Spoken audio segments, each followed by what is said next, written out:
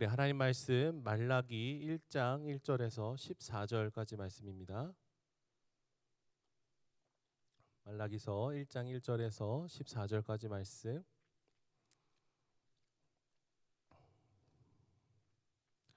말씀을 교독해서 읽도록 하겠습니다. 제가 먼저 읽겠습니다. 여호와께서 말라기를 통하여 이스라엘에게 말씀하신 경고라. 여호와께서 이르시되 내가 너희를 사랑하였노라 하나 너희는 이르기를 주께서 어떻게 우리를 사랑하셨나이까 하는도다. 나 여호와가 말하노라. 에서는 야곱의 형이 아니냐. 그러나 내가 야곱을 사랑하였고 에서는 미워하였으며 그의 산들을 황폐하게 하였고 그의 산업을 광야의 이리들에게 넘겼느니라. 에돔은 말하기를 우리가 무너뜨림을 당하였으나 황폐된 곳을 다시 쌓으리라 하거니와 나 만군의 여호와는 이르노라. 그들은 쌓을지라도 나는 헐리라. 사람들이 그들을 일컬어 악한 지역이라 할 것이요 여호와의 영원한 진노를 받은 백성이라 할 것이며 너희는 눈으로 보고 이르기를 여호와께서는 이스라엘 지역 밖에서도 크시다 하리라. 내 이름을 멸시하는 제사장들아 나 만군의 여호와가 너희에게 아들은 그 아버지를 종은 그 주인을 공경하나니 내가 아버지일진데 나를 공경함이 어디 있느냐. 내가 주인일진데 나를 두려워함이 어디 있느냐 하나 너희는 이르기를 우리가 어떻게 주의 이름을 멸시하였나이까 하는도다. 너희가 더러운 떡을 나의 제단에 드리고도 말하기를 우리가 어떻게 주를 더럽게 하였나이까 하는도다. 이는 너희가 여호와의 식탁은 경멸히 여길 것이라 말하기 때문이라. 만군의 여호와가 이르노라. 너희가 눈먼 희생 제물을 바치는 것이 어찌 악하지 아니하며 저는 것 병드는 것을 드리는 것이 어찌 악하지 아니하냐. 이제 그것을 너희 총독에게 드려보라. 그가 너를 기뻐하겠으며 너를 받아주겠느냐. 만군의 여호와가 이르노라. 너희는 나 하나님께 은혜를 구하면서 우리를 불쌍히 여기소서 하여 보라.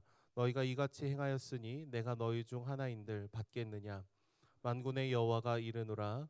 너희가 내 제단 위에 헛되이 불사르지 못하게 하기 위하여 너희 중에 성전 문을 닫을 자가 있었으면 좋겠도다. 내가 너희를 기뻐하지 아니하며 너희가 손으로 드리는 것을 받지도 아니하리라.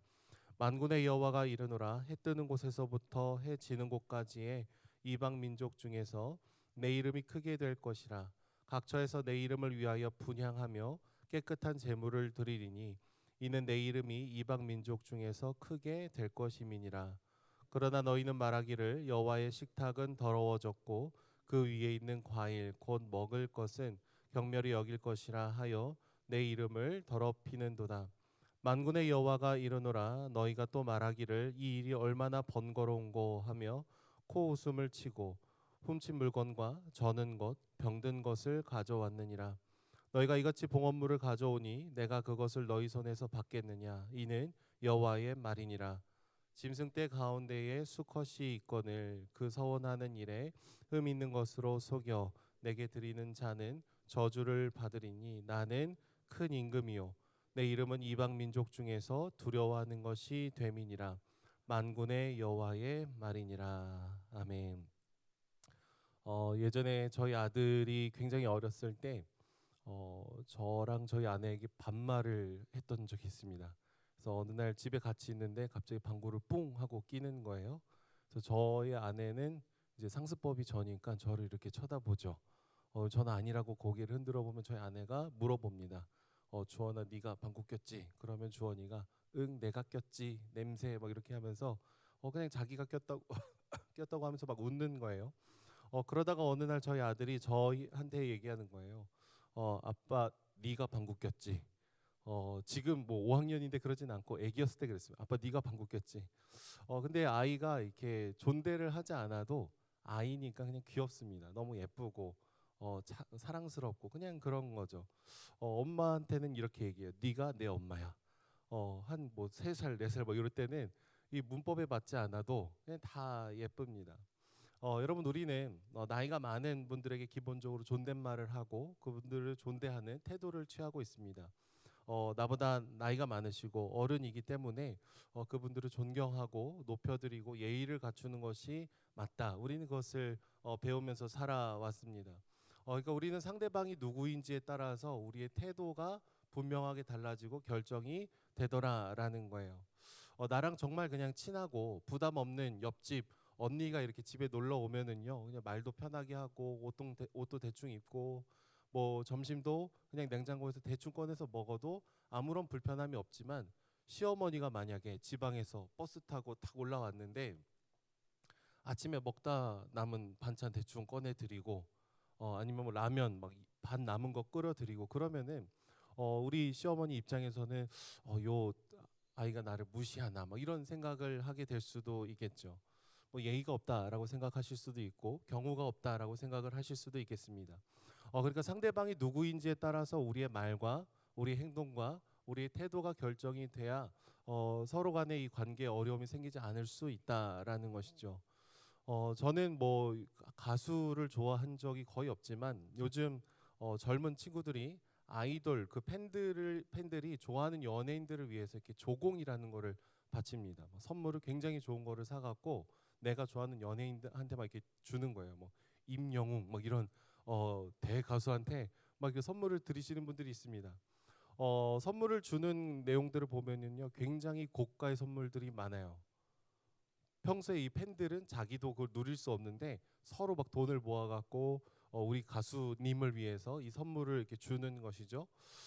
그런데 한 연예인이 팬들이 정말 힘들게 줬던 한 선물을 자기 친한 친구한테 이렇게 선물로 그냥 줘버린 것이 SNS 상에 올라왔던 적이 있습니다. 이 모습을 본 팬들의 마음은 어떨까요? 어떻게 우리가 이렇게 힘들게 돈을 모아서 선물을 해줬는데 그거를 남한테 이게 틱하고 주냐? 그래서 굉장히 이게 분노를 표출하고 반감을 샀던 것이 있습니다. 팬들의 마음은 어떤 걸까요? 내가 줬던 커다란 사랑이 가치 없이 여겨지니까 오히려 사랑했던 만큼 더 힘들고 어려운 마음들이 터져 나오게 되는 것이죠. 여러분, 오늘 말씀 본문을 보시면 하나님의 마음도 그런 것 같습니다. 뭐 연예인을 좋아하는 팬들과는 비교할 수 없는 사랑으로 우리를 사랑하시고 우리를 죽기까지 바라보시는 분이 계신데 바로 주님이시죠. 2절 말씀을 보시면 하나님 이렇게 얘기해요. 내가 너희를 사랑하였노라. 내가 너희를 사랑한다. 그리고 그 증거를 얘기하는 것은 이스라엘 백성들을 끊임없이 괴롭혔던 이 에돔이라는 지파를 내가 심판했다. 내가 너희를 사랑하기 때문에 너희를 끊임없이 괴롭혔던 그 민족들을 심판하지 않았냐라고 얘기해 주시면서 이스라엘 백성들을 사랑하는 하나님의 사랑에 대해서 얘기를 하고 있습니다. 신약 성경에 가면 주님께서 우리를 얼마나 사랑하시는지를 어떻게 표현을 하실까요? 독생자이신 예수님이 생명을 쏟으시면서까지 우리 한 사람 한 사람을 죽기까지 사랑한다라고 말씀을 해 주시죠. 그러니까 하나님 편에서는요, 우리에게 계속해서 어울리지 않는 사랑을 부어 주시는 거예요.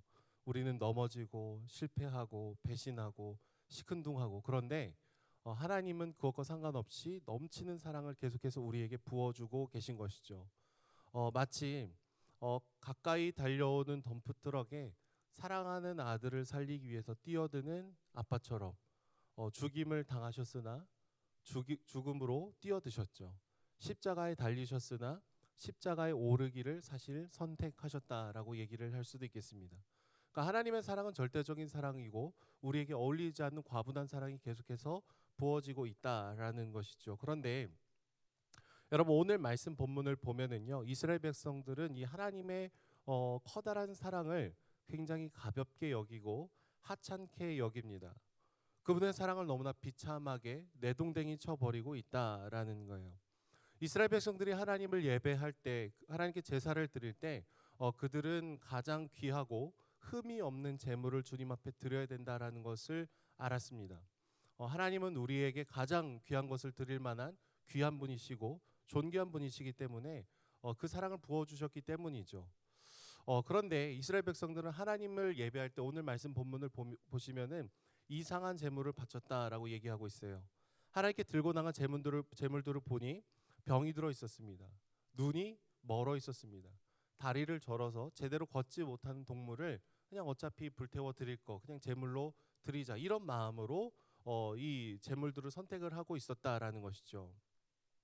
그러니까 하나님 앞에 예배를 드리는데 병들고 흠이 가득한 제물들을 그냥 대충 그렇게 바치고 있는 겁니다.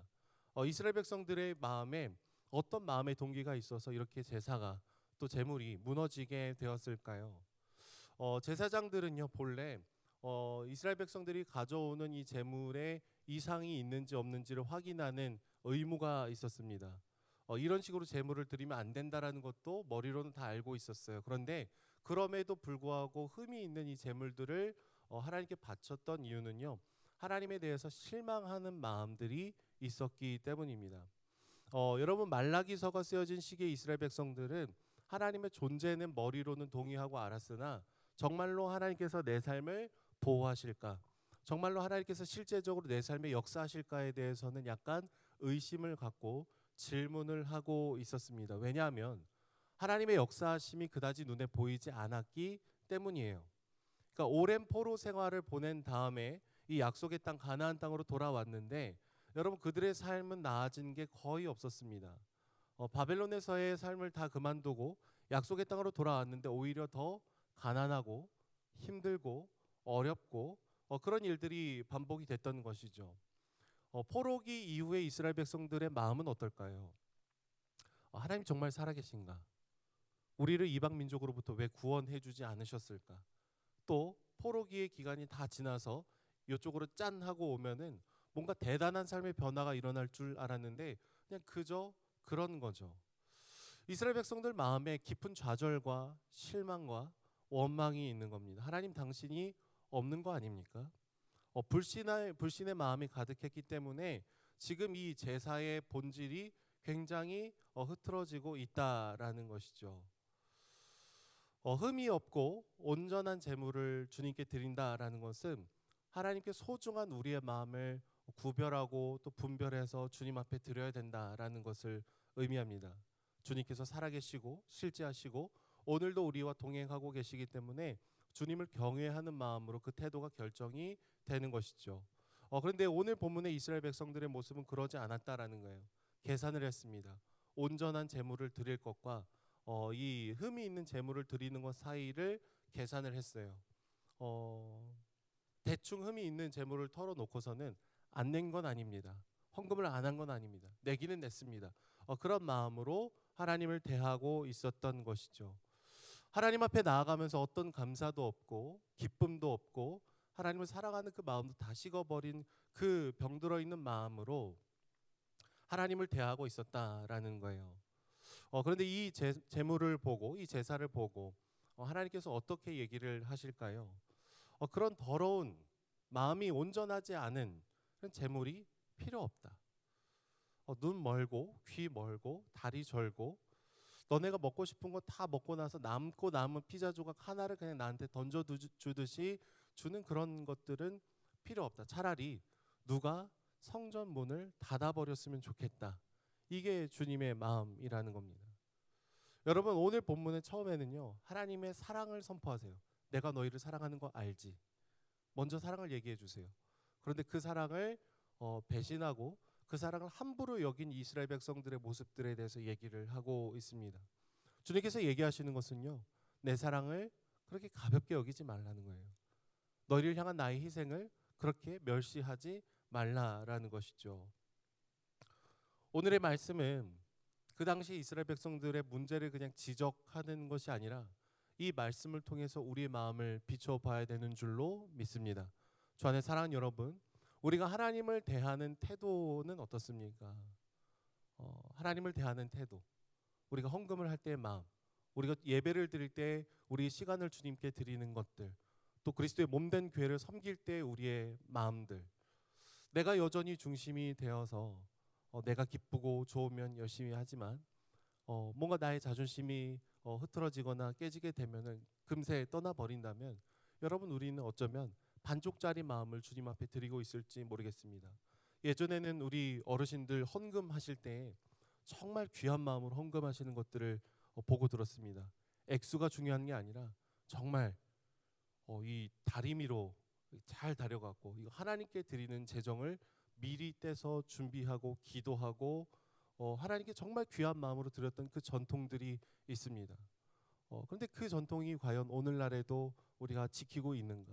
정말 하나님을 사랑하고 경외하는 마음으로 헌금을 드리고 있는가, 예배를 드리고 있는가, 공동체를 바라보고 있는가, 우리는 오늘 본문을 보면서 돌아볼 필요가 있는 것이죠. 하나님 우리를 향해서 무한한 사랑을 주시지만, 이런 무한한 사랑은 우리가 그분의 사랑을 가볍게 여기거나 언제든지 받을 수 있는 사랑 정도로 바꾸라고 그런 식으로 주시는 게 아닙니다. 우리는 하나님을 경외해야 될 줄로 믿습니다. 주님의 그 사랑에 걸맞는 반응을 하며 걸어가며 하나님과 우리 사이에 깊은 관계의 깊어짐이 있는 저와 여러분들의 삶이 되시기를 축복합니다. 기도하겠습니다. 사랑해 주님 감사합니다. 우리는 늘 넘치는 사랑을 받고도 우리 멋대로 당신의 사랑을 가벼이 여기는 참 연약한 존재임을 주께 고백합니다. 하나님, 하나님을 경외할 줄 알게 하여 주시고 주님을 때로는 두려워하며 하나님의 사랑에 걸맞는 우리의 섬김과 예배와 또 헌금과 우리의 마음을 주님 앞에 드리기를 원합니다. 하나님, 우리의 왕이 되어 주시고 주님만을 높이는 인생을 살아갈 때 우리가 가장 기쁘고 복된 인생이 될 줄로 믿으며 걸어가오니 하나님, 우리 인생의 중심에 서 주시옵소서. 감사드리며 예수님의 이름으로 기도드립니다. 아멘.